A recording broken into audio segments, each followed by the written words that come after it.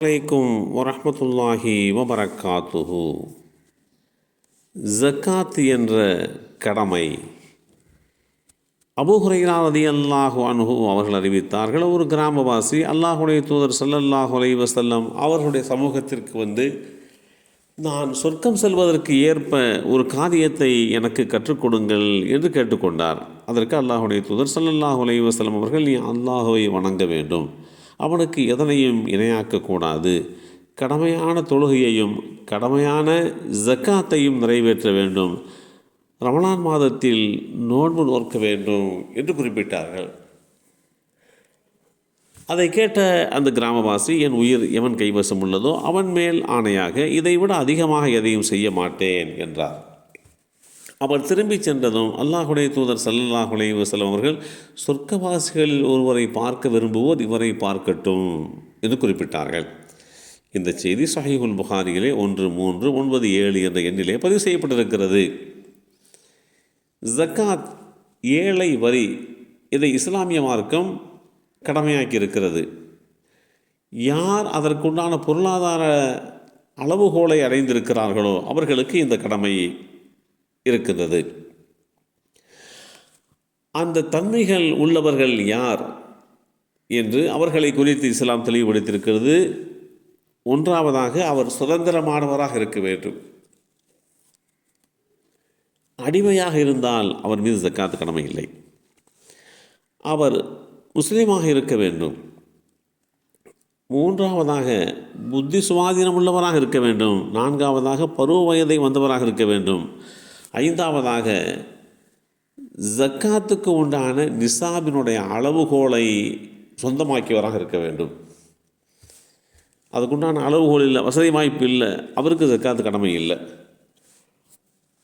அல்லாமா ஷாஃபிஈ ரஹ்மத்துல்லாஹி அலைஹி அவர்கள் குறிப்பிடுகின்ற போது, புத்தி சுவாதீனம் இல்லாத ஆட்கள், வயது வராத சிறுவர்கள், இவங்க மீதும் ஜக்காத்து கடமை. அதை யார் நிறைவேற்றுவார் என்று சொன்னால், அவர்களை பராமரிக்கக்கூடிய பராமரிப்பாளர்கள், பொறுப்பாளர்கள் நிறைவேற்ற வேண்டும் என்று குறிப்பிட்ட அந்த செய்தி ஃபத்துல் முயின் அதனுடைய அந்த விரிவாக்கத்திலே தெளிவுபடுத்தப்பட்டிருக்கிறது. ஒரு மனிதருக்கு ஜக்காத்து கடமையாவதற்கு உண்டான பொருளினுடைய அளவிற்கு நிசாப் என்று அரபியிலே சொல்லப்படும். ஒவ்வொரு பொருளுக்கும் தனித்தனி அளவுகோல் இருக்கிறது. பொருள் நிசாபுடைய அளவை எட்டியிருக்க வேண்டும். ஒருத்தட்ட பொருளாதாரம் இருக்குது, அவர் ஜக்காத்து கொடுக்கணும், அதுக்குள்ள நிபந்தனை என்ன? அவருக்கு இடத்தில் இருக்கக்கூடிய பொருள் வந்து ஜக்காத்து கொடுப்பதற்குண்டான நிசாபை, அளவுகோலை எட்டியிருக்க வேண்டும். அந்த பொருள் தனக்குரியதாக இருக்க வேண்டும். இன்னொருத்தருடைய பொருளை இவர் ஜக்காத்து கொடுக்கக்கூடாது. தனது தேவைகள் போக அளவுகோல் நிசாப் அதிகப்படியானதாக இருக்க வேண்டும்.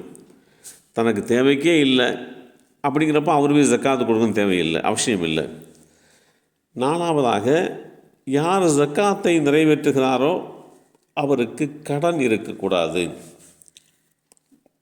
பெருங்கொண்ட கடனோ சிறுங்கொண்ட கடனோ வைத்துக்கொண்டு அந்த கடனை அடைப்பதில் தான் அவர் கவனம் செலுத்த வேண்டுமே தவிர, தான் வாங்கிய கடனை அடைக்காமல் தனக்கு உண்டான பொருளாதாரத்தினுடைய அளவுகோல் வந்தபோது ஜக்காத் என்கின்ற இந்த கடமையை மாத்திரம் நிறைவேற்றுவது பொருத்தமல்ல.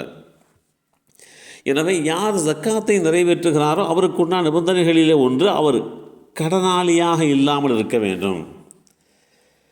கடன் இருப்பினும் கடன் போக மிச்சம் உள்ளது அளவுகோலை, நிசாபை எத்தி இருக்க வேண்டும் என்றெல்லாம் குறிப்பிடுகின்ற ஒரு சூழ்நிலையிலே இமாம் ஷாஃபி ரஹ்மத்துல்லாஹி அலைஹி அவர்கள் கடன் இருப்பினும் ஜக்காத்து கடமையாகும் என்கின்ற செய்தியையும் தன்னுடைய ஃபத்ஹுல் முயின் என்ற நூலிலே தெளிவுபடுத்தியிருக்கிறார்கள். எந்தெந்த பொருட்கள் மீது ஜக்காத்து கடமையாகும்? ஆடு, மாடு, ஒட்டகம் போன்ற கால்நடைகள்,